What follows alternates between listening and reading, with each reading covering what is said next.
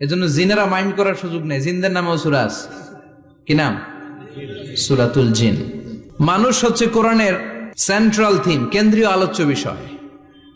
খুব ভালো করে খরগোশের মতো কানটা খাড়া করে শুনবেন। মানুষ হচ্ছে কোরআনের কেন্দ্রীয় আলোচ্য বিষয়, central theme of the holy Quran, subject matter, central subject matter of the holy Quran. কোরআনের কেন্দ্রীয় আলোচ্য বিষয় হচ্ছে কি? কথা বলেন। মানুষ। মানুষকে নিয়ে কোরআনে যত কথা, মানুষকে নিয়ে যত আয়োজন, সবকিছু মানুষকে নিয়ে।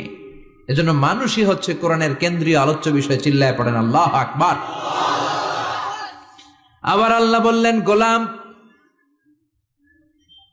এই কোরআনের প্রথম সূরার নাম ফাতিহা, দ্বিতীয় সূরার নাম হলো আল বাকারা। বাকারা শব্দের অর্থ হলো গাভী।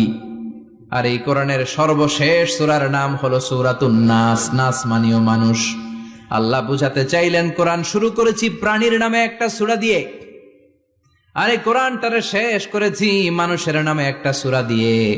তার মানে এই কোরআনটা যদি ভালোভাবে হৃদয়ঙ্গম করতে পারো, তোমাদের মধ্যে পশুত্বের যে প্রবৃত্তি আছে, পশুত্ব দূর হয়ে তুমি মানুষের মতো মানুষ হয়ে যাবা। কোরআন পড়লে আপনার মধ্যে পশুত্ব থাকবে না, আপনি মানুষ হবেন, মানুষের মতো মানুষ। কিসের মতো? এই পৃথিবীতে মানুষ হওয়া সবচেয়ে কঠিন, মানুষের বড় অভাব।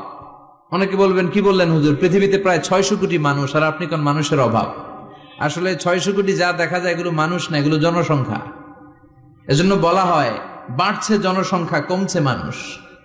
বাড়ছে কি কমছে কি?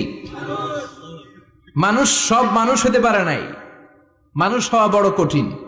এই কোরআন এসেছে মানুষের মতো মানুষ বানাতে। গরুর পেট থেকে যদি কিছু বেরোয়, আমরা ওইটারে বলে গরু। ছাগলের পেট থেকে বেরোলেই ওটা ছাগল হয়ে যায়, কিন্তু মানুষের পেট থেকে বেরোলেই ওটা মানুষ হয় না, ওটার মানুষ বানাইতে হয়।